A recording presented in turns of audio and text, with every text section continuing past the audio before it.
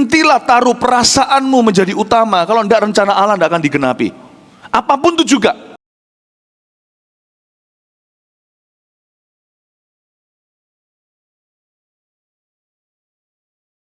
Apapun yang kami lalui dan kami alami, kami tahu Engkau ada di sini. Terima kasih Tuhan untuk jemaat yang Kau hadirkan kemari untuk belajar firman-Mu. Makasih untuk pelayan Tuhan yang melayani hari ini. Syukur bagimu.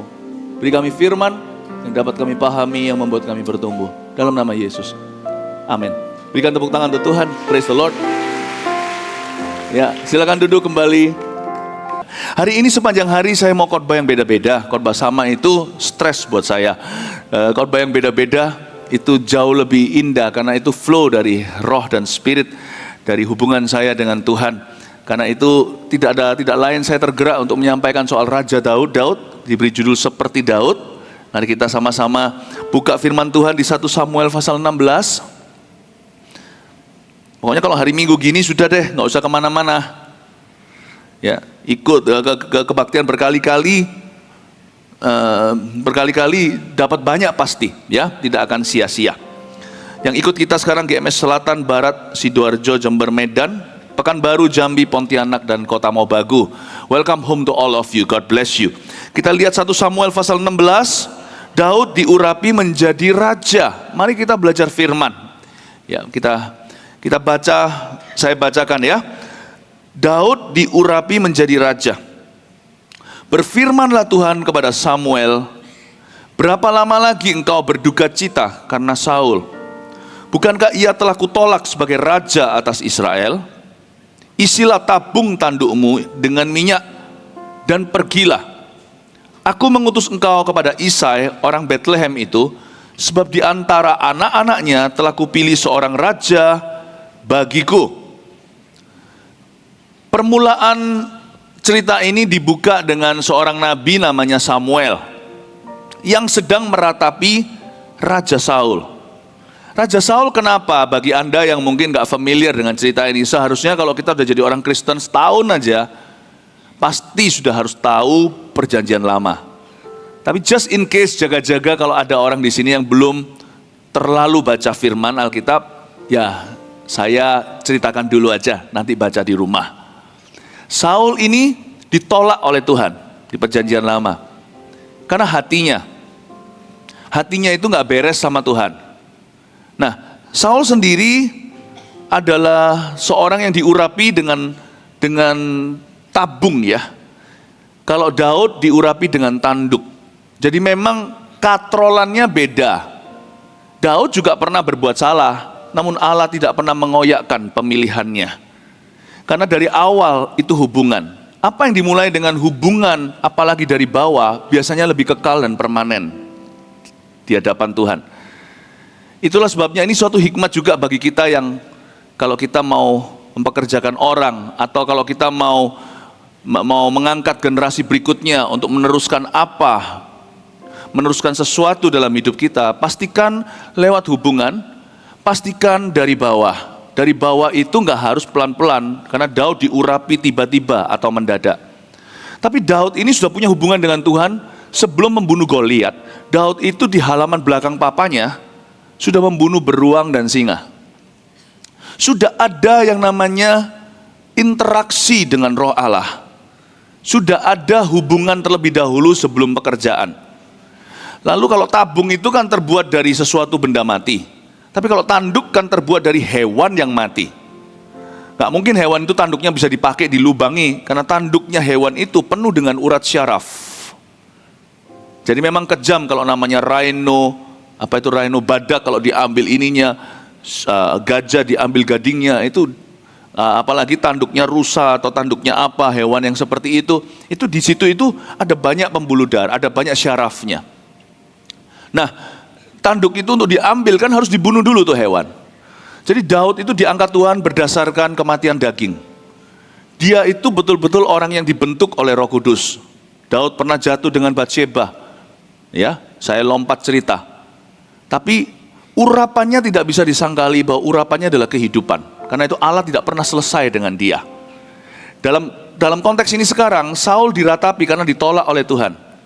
Orang yang merupakan orang yang diangkat oleh Tuhan secara katrolan. Karena umat Tuhan yang memaksakan kehendaknya, maka Saul berdiri, Saul dikasih kesempatan, namun Saul membuang dan menyia-nyiakannya. Nah, Saul ini diratapi oleh Samuel, karena Samuel itu lebih kenal Saul daripada Daud. Samuel ini gimana tidak, itu raja pertama loh yang dia urapi. Itu muridnya. Bahkan banyak instruksi, kalau Samuel ketemu Daud itu pun hampir-hampir salah mengerti, dikiranya kakaknya yang diurapi. Tapi Samuel sama Saul tidak salah pilih. Tuhan ngomong secara jelas, itu loh orangnya di belakang, lebih tinggi satu kepala, dia sembunyi di antara barang. Jadi Saul ini betul-betul menjadi teman Samuel sekian lama. Kalau cerita Alkitab kan cuma berapa pasal, tapi sebenarnya itu bertahun-tahun. Mereka itu dua interaksi antara bapak rohani dan anak rohaninya. Jadi Saul ini waktu ditolak sama Tuhan, yang sakit hati Samuel juga. Samuel meratapi, kenapa Tuhan, kenapa? Dan itu bertahun-tahun, berbulan-bulan minimal. Setelah Tuhan menolak Saul, Samuel itu terpuruk dalam depresi dan berkata, kenapa Saul kau izinkan Tuhan begini, kenapa hatinya salah, kenapa kau lepaskan dia, kenapa engkau tidak pertahankan dia dan sebagainya, bla bla bla Tuhan. Dan dia mulai mengeluh di hadapan Tuhan. Nah, Samuel begitu, saya kasih sedikit background supaya Anda ngerti hubungan Samuel dengan Saul, hubungan Samuel dengan Daud. Kalau Daud ini kan hampir kelewatan, lalu ternyata masih ada si bungsu yang di halaman belakang. Dipanggil, diurapi pakai tanduk hewan. Jadi Samuel lebih kaya sebenarnya secara manusia hubungannya dengan Saul. Namun Tuhan berkata sama dia dalam bahasa Jawa, gini bunyinya, wis lah, sudahlah. Kerajaan Allah is not about your feelings. Rencana Allah juga bukan tentang perasaan Anda. Ada berapa orang di antara kita yang selalu merasa aku nggak layak, aku nggak bisa dan sebagainya. Tuhan tidak akan entertain dan manjakan itu. Berhentilah taruh perasaanmu menjadi utama. Kalau tidak, rencana Allah tidak akan digenapi. Apapun itu juga, feeling itu boleh dipakai dan harus. Perasaan itu intuisi. Kalau arahnya jelas, seperti orang bermain basket contohnya. Di situ ringnya, kok bisa dari jauh masuk ya? Itu bukan kalkulasi matematika atau ada penggaris berapa meter. Itu pakai feeling di tangannya, karena saya juga seorang yang ngerti olahraga. Jadi untuk bisa masukkan itu harus ada perasaan yang Tuhan taruh di tangan kita. Waktu kita lemparkan belum sampai ke ringnya, kita sudah tahu itu bakal masuk atau tidak. Sepak bola juga sama. Di situ kita tendang, kita sudah punya perasaan, tahu itu gol atau bukan. Atau kita kelewatan. Feeling itu perlu kalau arahnya jelas. Tapi arah tidak boleh pakai perasaan. Hampir-hampir Samuel mengalami kesalahan fatal. Melewatkan sekali lagi perkara Tuhan yang besar. Yaitu pengurapan Raja Daud. Yang jadi ancestor, nenek moyangnya Tuhan. Don't use your feeling for your direction. Use the word. Pakai firman Tuhan sebagai arah.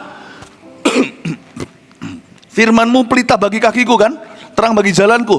Untuk arah itu harus firman, harus dapat dan harus betul-betul biarkan firman Tuhan itu mengobrak-abrik hati dan jiwa. Tapi perasaan kita pakai untuk membawa kita ke sana, intuisi, ya kan? Suatu indera, orang bilang indera keenam, kita bilang tuntunan Tuhan. Ini yang terjadi. Samuel ditegur sama Tuhan. How long? Berapa lama lagi kamu mau berduka cita karena Saul? Dan di sini Tuhan tegur dia. Nah, Samuel ini punya anak dua. Yang satu namanya Yoel, yang satu lagi saya lupa namanya. Abi atau apa? Saya lupa. Maaf. Ada dua anaknya dan dua anaknya tidak melayani Tuhan. Itulah sebabnya orang Israel mengeluh dan minta seorang raja. Disitulah cikal bakal cerita Saul dipilih. Samuel ini anaknya disisihkan, diasingkan oleh Tuhan, dikesampingkan dan ditolak. Tapi dia tidak meratapi mereka. Malah Saul di dunia kerjanya yang dia urapi waktu jatuh dalam dosa dan ditolak oleh Allah, itu yang diratapi oleh dia setiap hari bertahun-tahun kemudian. Ini berbicara apa? Berbicara tentang ini. Biasanya cowok, laki-laki, tidak meratapi gagal jadi papa. Laki-laki lebih meratapi gagal kerja. Sedangkan sukses kita di dunia kerja tidak bisa menggantikan gagal kita di dalam rumah. Samuel tidak meratapi anaknya sendiri yang gak jadi, bahkan ditolak Tuhan, hidup dalam dosa, penuh dengan suap menyuap, ya kan? Dan memutarbalikkan keadilan. Tapi Saul yang jatuh dalam dosa, sebagai karirnya, gengsinya, dia ratapi untuk waktu yang lama. Ini berbicara tentang hati Samuel yang sebenarnya di ayat pembukaan ini sudah mulai salah. Dia tidak papa, gagal jadi papa. Tapi kalau bisnisnya yang jatuh dia ratapi. Berapa banyak laki-laki bahkan rela bunuh diri, tinggalkan istri dan anak-anaknya, karena dia gagal sebagai CEO di tempat kerjanya. Jangan jadi seperti itu. Prioritasmu jangan terbolak-balik. Dari ayat ini kalau kita mau belajar bagaimana seperti Daud, prioritasnya harus benar. Samuel diajari sama Tuhan, beritahu begini, berapa lama lagi kamu akan berduka cita karena Saul ini? Berapa lama lagi prioritasmu akan terbolak-balik? Di rumahmu kamu gagal, kamu diam aja. Tapi kamu gagal di tempat kerja, kamu meratapi selama-lamanya. Ya, kita langsung belajar tentang Samuel, tapi Tuhan itu baik. Tuhan arahkan hambanya, selama kita masih mau dengar-dengaran dengan Tuhan, selama hati kita mau dibentuk sama Roh Kudus, kita tidak akan tersesat dalam jalan. Itu pelajaran berharga. Tidak ada orang itu sempurna. Kita pasti dalam waktu ke waktu, di kilometer berapa dalam perjalanan hidup kita pasti akan membuat kesalahan. Kalau kita belum berbuat sesuatu, pasti salahnya di hati dulu. Tapi Tuhan itu selama menjadi pusat kehidupan kita tidak bisa jauh tersesat. Dia akan arahkan kita kembali ke jalan yang benar oleh karena namanya. Samuel ini hamba Tuhan. Dia punya kelemahan. Ya. Kelemahan sama dengan Abraham punya kelemahan. Makanya dia jatuh, makanya dia punya hubungan dengan Hagar. Setiap tokoh-tokoh di Alkitab punya kelemahan. Termasuk Samuel yang luar biasa gagah perkasa ini. Kelemahannya dia apa? Prioritasnya salah. Orang ini meratapi kerjanya, bukan family-nya. Bapak ibu saudara juga jangan begitu. Suksesnya di luar, tapi di dalam rumahnya semrawut semuanya, nggak keruan setiap hubungan. Bapak ibu juga kita harus introspeksi selalu. Our ministry, our career, karir dan pelayanan kita bukan number one atau nomor satu. Nomor satu adalah hubungan kita dengan Kristus. Berikutnya kita harus bijaksana di rumah. Katakan amin. Ya. Nah, dikatakan di sini Alkitab di sini, Pak Saul, berapa lama lagi engkau berduka cita karena Saul? Tuhan mau memilih seseorang, ayat 2. Tetapi Samuel berkata, bagaimana mungkin aku pergi? Jika Saul mendengarnya, ia akan membunuh aku. Firman Tuhan, bawalah seekor lembu muda dan katakan, aku datang untuk mempersembahkan korban kepada Tuhan. Kemudian undanglah Isai ke upacara pengorbanan itu. Lalu aku memberitahukan kepadamu apa yang harus kau perbuat. Urapilah bagiku orang yang akan kusebut kepadamu. Ya, sampai ayat 3 berhenti di sana.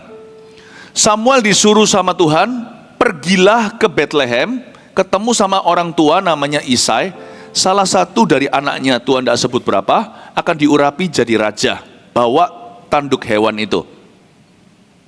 Samuel ini baru berapa waktu yang lalu berkata sama Saul, kamu sudah ditolak. Saul tahan punca jubahnya, dia pas jalan, robeklah, dan Samuel pakai itu sebagai pesan profetik dan berkata kepada Raja Saul, demikianlah telah dirobek kerajaanmu daripadamu oleh Tuhan.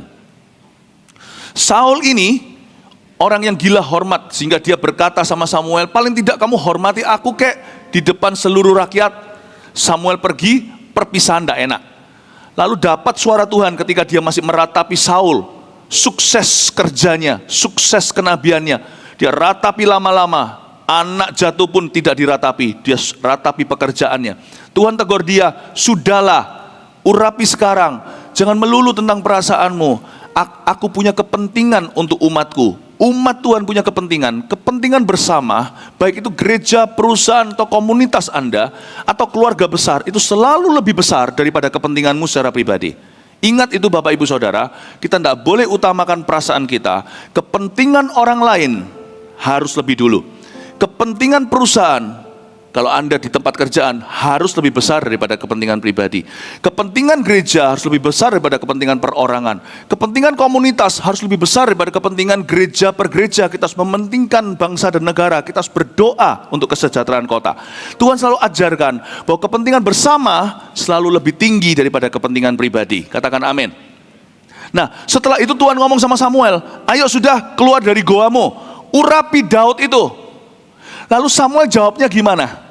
Jangan Tuhan, nanti Saul bunuh. Coba bayangkan, siapa yang pernah belajar Samuel tahu, ini orang sakti di perjanjian lama.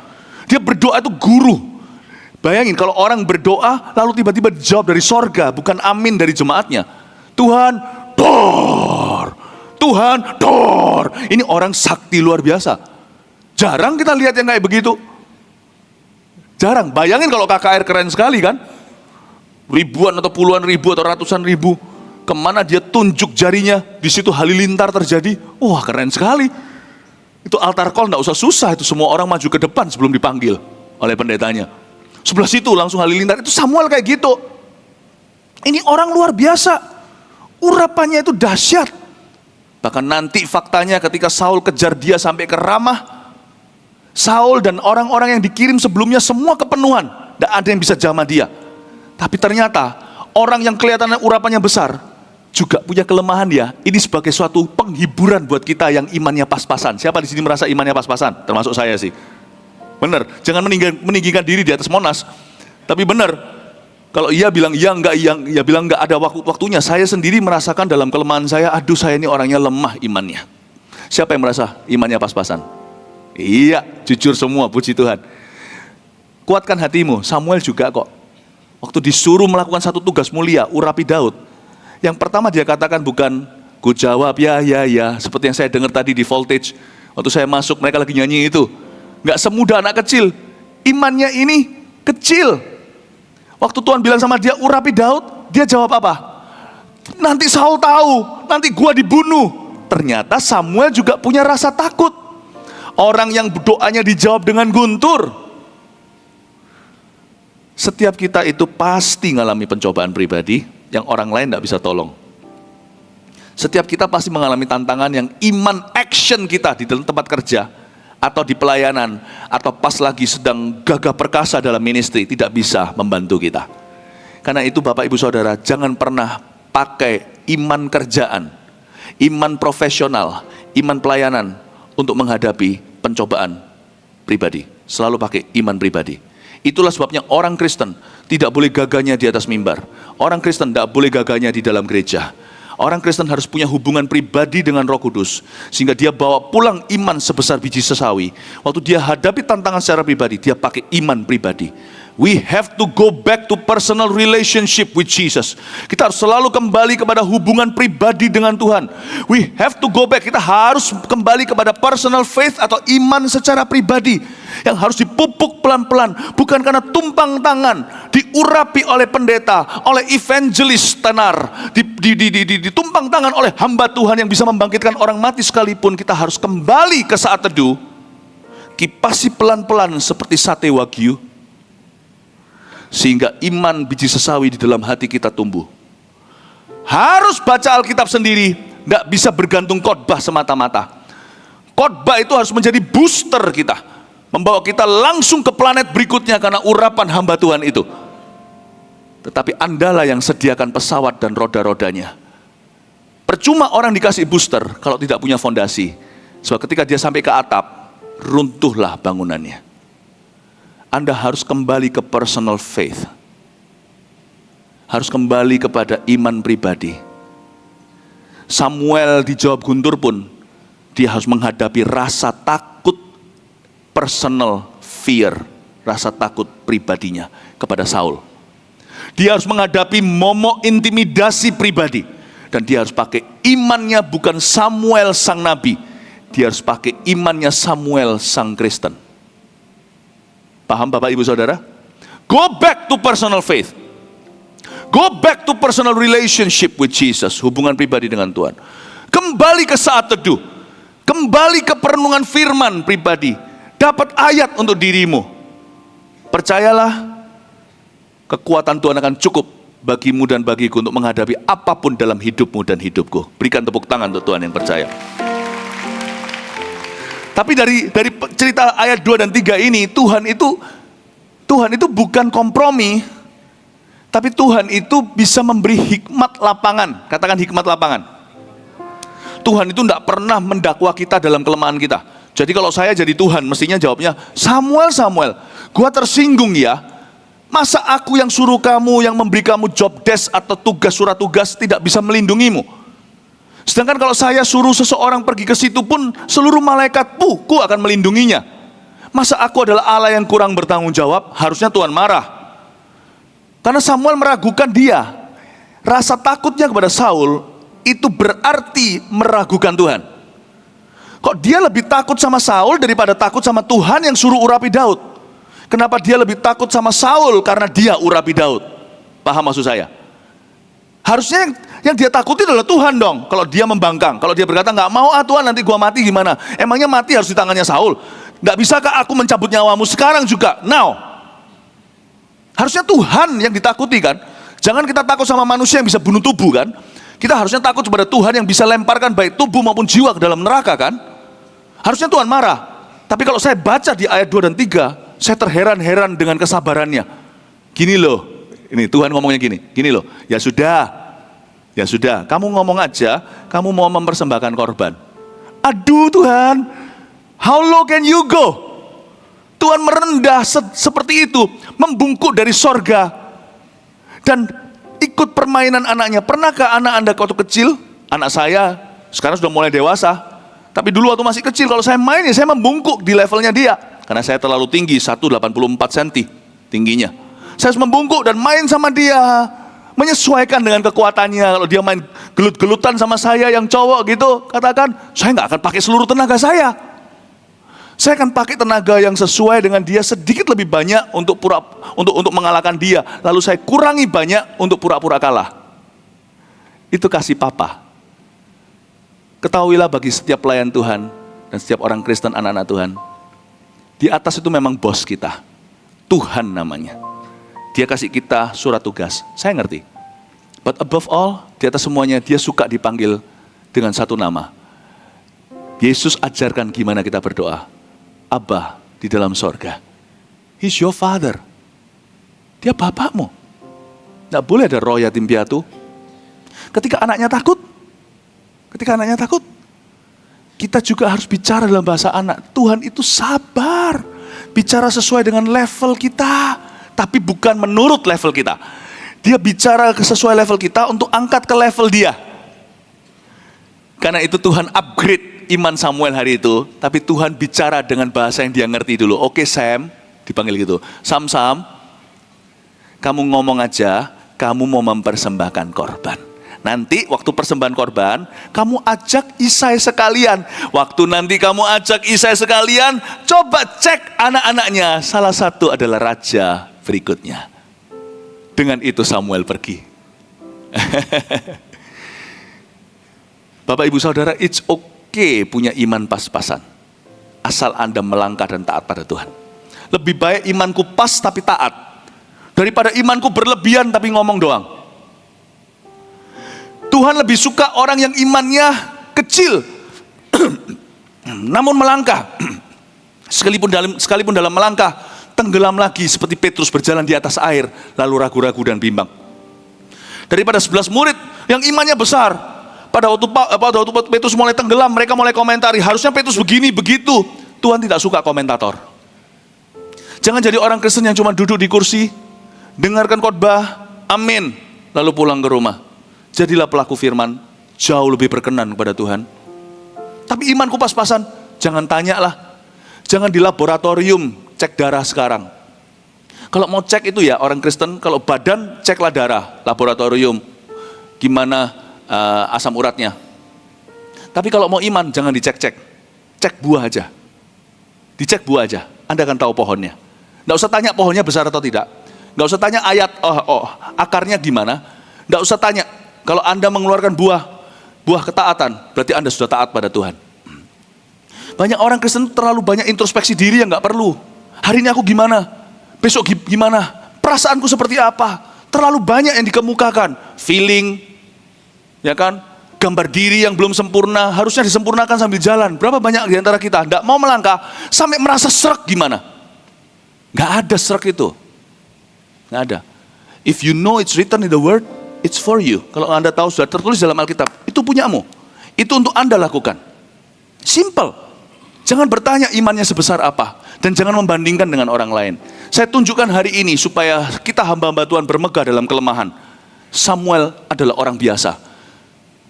Saya waktu baca di Yakobus, Eli adalah orang biasa. Namun dia berdoa, bla bla bla. Dan doa orang benar bila dengan yakin didoakan sangat besar kuasanya. Dikatakan bahwa Elia menghentikan hujan, menurunkan hujan pula. Waktu saya baca, nggak fair. Waktu saya baca di kitab Yakobus awal-awal, nggak mungkin Elia orang biasa, memang dia luar biasa kok. Sampai kita baca di perjanjian lama, dia gentar terhadap perkataan seorang wanita. Ternyata dia juga bisa dia juga bisa diintimidasi pula. Waktu saya baca tentang Samuel, karena saya kagum sekali dengan tokoh ini. Karena ini adalah bapak rohaninya Saul maupun Daud, saya berkata, wow, ternyata imannya kecil. Kadang-kadang terus terang, kalau saya baca gini bukan menyombongkan diri, imanku kadang-kadang lebih besar imannya dia. Tapi iman besar juga nggak tentu dijawab dengan guntur. Kalau dia mengalami kuasa dalam pekerjaannya, dia mengalami kemuliaan dalam pelayanannya, itu kasih karunia, bukan karena imannya size-nya apa. Jangan pernah ada di sini berkata, aku kaya, tahu enggak kenapa? Karena imanku size-nya XL. Tunggu ya, dalam ke-XL-anmu Tuhan akan bawa kebangkrutan baru tahu. Ternyata bukan karena imanmu. Imanmu hanyalah satu utas tali untuk bergantung dengan dia tetap pada firman-Nya. Tapi kalau Tuhan menjawab bukan berdasar size atau tebalnya radius tali itu. Tuhan menjawabnya berdasarkan size kasih-Nya dalam kehidupanmu. Makanya namanya kasih, karunia. Dikaruniakan karena kasih, bukan dikaruniakan karena hebat imanmu. Yesus berkata kalau anak manusia datang ke dunia, dia bukan berkata, dia tidak dikatakan ada seberapa tebal imanmu. Kalau anak manusia datang ke dunia, dia akan mengukur iman. Tidak dikatakan gitu. Jikalau anak manusia datang ke dunia, adakah dia menemukan iman? Dia nggak peduli size-nya, yang penting ada. Beberapa orang ada itu biji sesawi, beberapa lagi segede apel. Doesn't matter. Yang segede apel jangan menyombongkan diri terhadap yang biji sesawi. Yang biji sesawi jangan minder terhadap mereka yang imannya segede duren. Tajam-tajam lagi.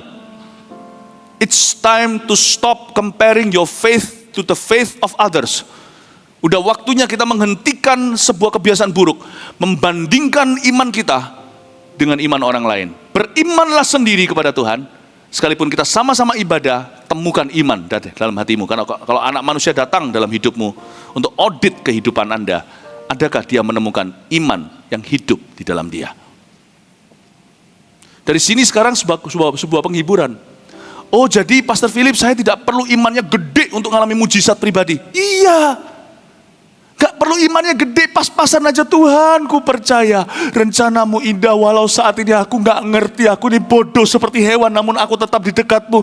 Aku gak paham, Tuhan, tolonglah aku. Seperti mujizat di perjanjian baru, seorang ayah yang anaknya disembuhkan oleh Tuhan, dia berkata, Tuhan, aku percaya. Lalu berikutnya ini yang gak enak, tolonglah aku yang tidak percaya. Loh, gimana sih orang ini?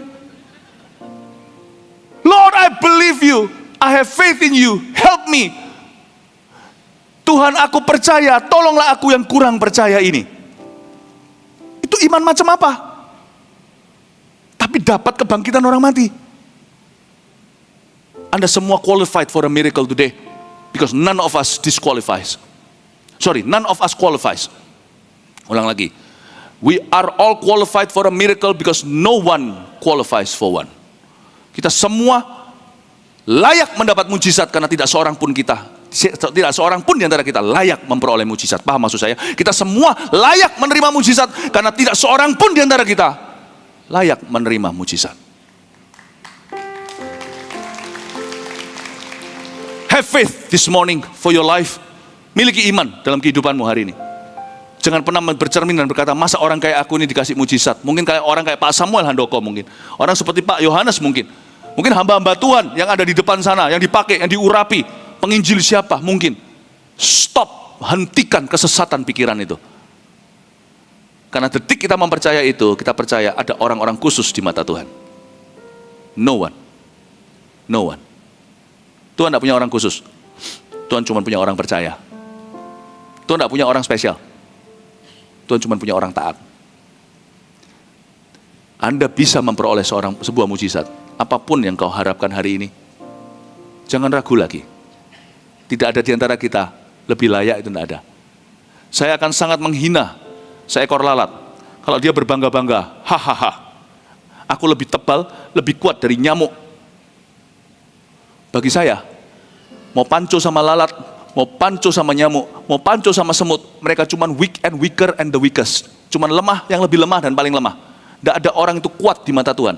Tidak ada iman yang kuat. Yang ada cuman iman lemah, lebih lemah, paling lemah. Kalau yang iman lemah, saya bisa kasih berkat. Tidak ada bedanya bagi saya, keluar sedikit lagi untuk yang kurang lemah, yang lebih lemah, dan yang paling lemah. Paham maksud saya? Tidak ada orang itu strong.